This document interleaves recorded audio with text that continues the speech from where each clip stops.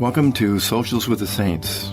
Are you looking for hope and inspiration? Grab a cup of tea or your favorite beverage and spend some time with us as we meet role models throughout church history and discuss how they can help us in our daily pilgrimage of life.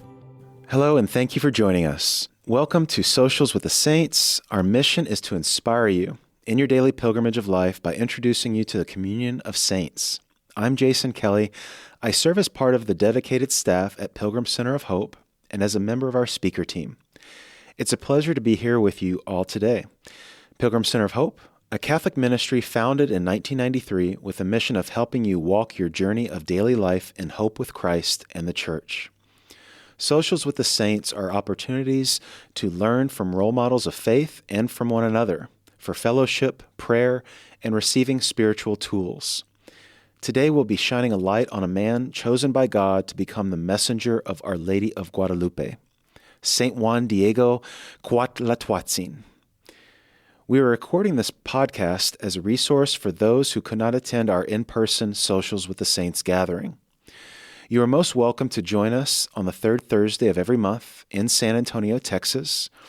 Visit pilgrimcenterofhope.org for more information about our in-person Social with the Saints gatherings. St. Juan Diego Cuauhtlatoatzin. He was born in the year 1474, about 15 miles north of modern-day Mexico City. He died on May 30th, 1548. His feast day is on December 9th, and he was canonized on July 31st, 2002 by John Paul II. The word Aztec has no precise meaning. It is an umbrella term used to describe diverse Mesoamerican peoples, many of whom speak the Nahuatl language. By 1474, when Cuauhtlatoatzin was born, his name meaning one who speaks like the eagle, north of Lake Texcoco in modern-day Mexico, the Nahua peoples had developed sophisticated civilizations. Their military and economic power extended from the Pacific Ocean to the Gulf Coast, and from the basin of Mexico to coastal Guatemala. As a boy, Cuauhtlatoatzin would have been required to attend disciplined schooling, where he received training in his people's economic, social, and cultural ways, including the poetic and oral traditions passed on through song and dance called flower songs. During his teen years, a temple to the god of sun and war was inaugurated, and as many as 80,000 people were sacrificed there. Simultaneously, the Nahua Poets Conference convened in 1490, sparking a renewed devotion to their ancient flower songs, meditating on the meaning of flowers, beauty, life, and the afterlife. It is very likely that Cuauhtlatoatzin was exposed to an understanding of one supreme God. He married a young woman. Sources differ whether the couple actually had children, but they had land and a house where they raised crops. After the local provincial was baptized in 1524, he invited the Franciscans to preach widely to the people. Cuauhtlatoatzin's wife was baptized Maria Lucia, and at age 50, he was baptized by an early Franciscan missionary named Brother Pedro de Gond, and took the name Juan Diego after the two brothers John and James, who were closest to Jesus Christ. At some point within the next 2 years, upon hearing a sermon by Friar Motolinia, Juan Diego and Maria Lucia felt called to live celibately as an expression of their faith. She died in 1529, and Juan Diego moved to live near his uncle Juan Bernardino. Juan Diego is described as humble but respected, and as a poor man of the people. He frequently attended daily Mass, walking about 30 miles round trip on uneven terrain. On the early morning hours of December 9th, 1531, as he walked near the hill called Tepeyac, he heard unbelievably beautiful bird songs, which reminded him of his people's flower songs about paradise. He wondered whether he was worthy of hearing the music of the flower world paradise spoken of by his ancestors for ages. As he looked east, he heard someone call his name and followed it. A lady appeared to him, her clothing shining like the sun, and everything surrounding her was like beautiful, precious stones. She asked him where he was going. He responded, "My lady, my queen, my beloved maiden, I'm going as far as your little house in Mexico, Cuauhtlatoatzin, to follow the things of God, everything that makes God be God, that are given to us, that are taught to us by the ones who are the images of our Lord, our priests." The lady then identified herself as the Virgin Mother of God, using language familiar to him and his people. She wanted Juan Diego to go to the bishop, Juan de Zumárraga, the first bishop of Mexico, to request a shrine in her honor, saying there she would show God and exalt him on making him manifest. "I will give him to the people in all my personal love, in my compassionate gaze, in my help, in my salvation, because I am truly your compassionate mother, yours and of all the people who live together in this land, and of all the other people of different ancestries, those who love me, those who cry to me, those who seek me, those who trust in me, because there I will listen to their weeping, their sadness, to remedy, to cleanse and nurse all their different troubles, their miseries, their suffering, and to bring about what my compassionate and merciful gaze is trying to do. Go to the residence of the Bishop of Mexico, and you will tell him how I am sending you. And know for sure that I will appreciate it very much and reward it, that because of it I will enrich you, I will glorify you, and because of it you will deserve very much the way that I reward your fatigue, your service in going to request the matter that I am sending you for. Now, my dearest son, you have heard my breath, my word. Go, do what you are responsible for in this effort." Immediately he prostrated himself and replied, "My lady, my beloved maiden, now I am going to make your venerable breath, your venerable word a reality. I, your poor Indian, am leaving you for a while." Juan Diego, after waiting a while to see the bishop, prostrated himself before him and told him what had happened. Zumárraga responded, "My son, you will come again. I will still hear you calmly. I will look at it carefully from the very beginning. I will consider the reason why you have come, your will, your desire." Juan Diego went away sad, and the next day, on his walk, again he was met by the Virgin Mary. He prostrated himself before her and said, "My dear mistress, lady, queen, my youngest child, my dear beloved maiden, I did go where you sent me to carry your dear breath, your dear word. Although I entered with difficulty to where the place is of the governing priest, I saw him. I put your breath, your word before him, as you ordered me to. He received me kindly and listened to it perfectly, but from the way he answered me, it's as if he didn't understand it. He doesn't think it's true. The way he answered me, I could clearly see that he thinks your house that you want them to build for you here, maybe I'm only making it up, or that maybe it's not from your lips. I beg you, my lady, queen, my beloved maiden, to have one of the nobles who are held in esteem, one who is known, respected, honored, carry. Take your dear breath, your dear word, so that he will be believed, because I am just a man from the country. I am a porter's rope. I am a back frame, a tail, a wing, a man of no importance. I myself needed to be led, carried on someone's back. That place that you are sending me to is a place where I'm not used to going or spending any time in. My little virgin, my youngest daughter, my lady, beloved maiden, please excuse me. I will grieve to your face, your heart. I will fall into your anger, into your displeasure, my lady, my mistress." Mary responded, "Listen, my youngest and dearest son, know for sure that I have no lack of servants, of messengers, to whom I can give the task of carrying my breath, my word, so that they carry out my will. But it is very necessary that you personally go and plead that my wish, my will, become a reality, be carried out through your intercession." Juan Diego humbly agreed to return, and he did the following day, Sunday. The bishop, after questioning him much, asked that a sign be brought. Juan Diego responded, "Señor Governor, think about what the sign you ask for will be, because then I will go to ask for it of the Queen of Heaven who sent me."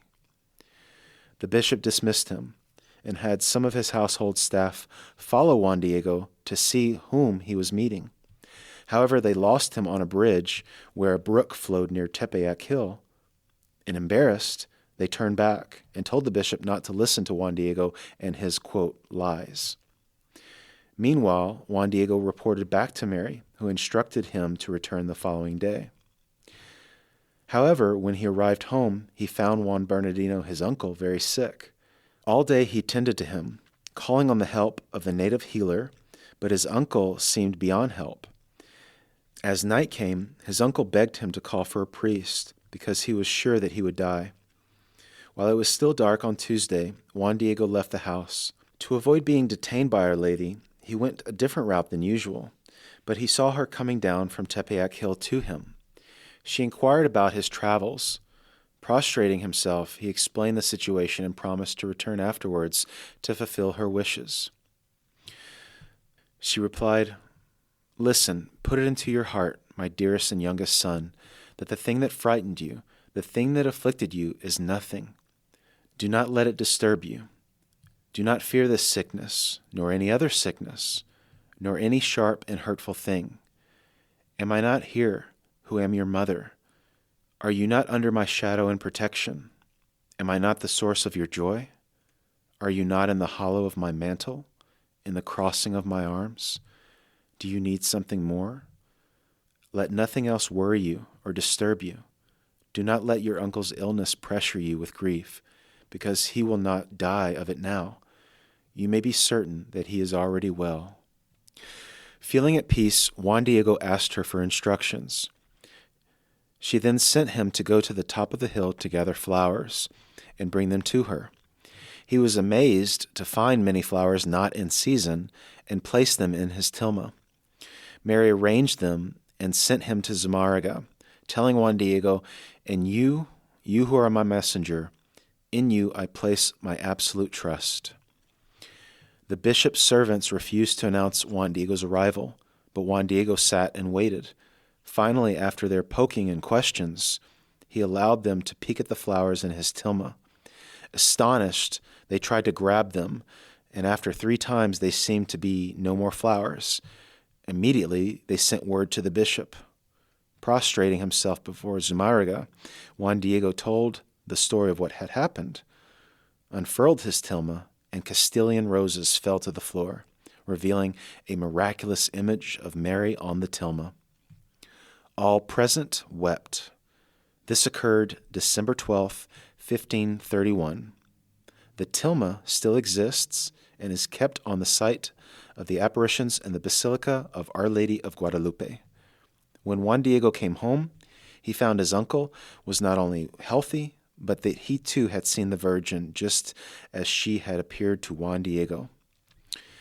Bishop Zumárraga granted Juan Diego his request to become a hermit for the last 17 years of his life. Known as the Pilgrim, he evangelized and led a holy life, frequenting the sacraments. Locals would tell young men, "May God make you like Juan Diego and his uncle." Pope John Paul II beatified him on May the 6th, 1990, without requiring any miracle attributed to his intercession, other than his tilma and the millions of conversions it inspired. Now let's take a little bit more of a look at Juan Diego's miraculous tilma. Juan Diego's retelling of his story in the last years of his life was highly significant in the number of Nahua conversions because his humble testimony fulfilled the Nahua poem-song myth called Cuauhtlatoatzin Kayotl, about searching for paradise, which was perceived as a flower world. The depth and nuance of this ancient tradition was far beyond the grasp of the newly arrived Franciscan missionaries. In the Nahua poem-song myth, the hero goes on a journey to find holy, fragrant flowers. He wished to gather them in his tilma and bring them down to the lords and princes. The flowers represented ultimate truth. He cannot find the flowers on his own. He seemed to think a divine helper, the hummingbird, leads him to the flowers. In return, the flower world paradise is open to him. However, this is only his desire and not his reality. He cannot attain the flowers because of his afflicted nothing. Next, the song ends in sadness and yearning for paradise. And lastly, the moral of the myth is meditating on how God of near and far makes a person worthy of entering the flower world paradise. Juan Diego's journey to Mass signified his search for ultimate truth, and he expressed this to Our Lady as well as his nothingness. His humble social status would have resonated with most Nahua, who, according to their customs, also shared his inability to be made worthy of entrance to paradise. The songs of precious birds and flowers in his Tilma parallel the ancient myth, as well as the summit of this paradise being found on an elevated hill. A key difference? The light in Juan Diego's glimpse of paradise seemed to have a source, the Blessed Virgin Mary, who is pregnant with the true God. In the Nahuatl titles she uses to identify herself, she clarifies her identity and the identity of her son beyond the simple words that the Franciscans had used in their evangelizing attempts. The woman wears a belt around her waist, signifying that she is pregnant, and she appears about to give birth. With December 12th being so close to Christmas, the date is another amazing aspect of the apparitions. The Tilma has been found to maintain a constant temperature between 98 degrees and 98.6 degrees Fahrenheit, the same temperature of a living human. When her eyes are magnified with modern technology, images of people appear to be reflected in the scene. The stars on the Tilma are aligned with the constellations on December 12, 1531, the date when the image appeared on the Tilma. The arrangement of the stars, when musical notes are placed there, can form a perfect melody and harmony. The turquoise color of her cloak signifies royalty. The flowers on her clothing have significant meanings to the native people. The four-petaled flower, only located over her womb, is especially significant, as it signifies the four directions on the axis mundi, the axis between heaven, earth, and the underworld. This four-petaled flower signifies the God of near and far, the one supreme God located in her womb. She is dancing, which is indicated most clearly with her left knee bent. Dance, song, and flowers were transcendental symbols and means of prayer for the indigenous people. The tilma is made of cactus fiber, which should have disintegrated after about 20 years. It's lasted almost 500 years, and with added elements of being exposed in its early years to the elements of nature. Incense, touching of human hands. An acidic chemical compound was accidentally spilled on a portion of the outer edge while attempting to maintain it. But the greatest miracle was the spiritual effect. 8 to 10 million conversions in a period of just years, turning so many who had practiced human sacrifice for a couple of centuries to change their ways very quickly. Few had previously accepted Christianity. But in 1529, Bishop Zumárraga had written to Emperor Charles V, quote, "I think it's well to inform your majesty of what is happening now, because it is something so important that if God does not intervene to provide an instant remedy, this land is on the verge of forever being lost." Wow, what a story. Here are a few questions to ponder about St. Juan Diego and Our Lady of Guadalupe. What struck you about what you just heard? What stood out to you in the story? How does the life of this role model of faith teach and challenge you in your spiritual life? What lesson will you take with you in your daily life? Please leave a comment on the YouTube video that corresponds to this episode, or the podcast app you listen to this episode on, or you can send us an email at ministry@pilgrimcenterofhope.org. We look forward to hearing from you. You can download a printable pamphlet with this story, as well as a card with a quote from this month's saint on our website, pilgrimcenterofhope.org. pilgrimcenterofhope.org. The link will be included in the podcast description. That quote is, "I am just a man from the country. I myself need to be led. St. Juan Diego, pray for us." Pilgrim Center of Hope is grateful for all our Missionary of Hope supporters who make possible everything we do. We invite you to come visit Pilgrim Center of Hope and learn more about our threefold ministry of pilgrimages, conferences, and outreach. You can also see how you can support us and sponsor an upcoming Social with the Saints.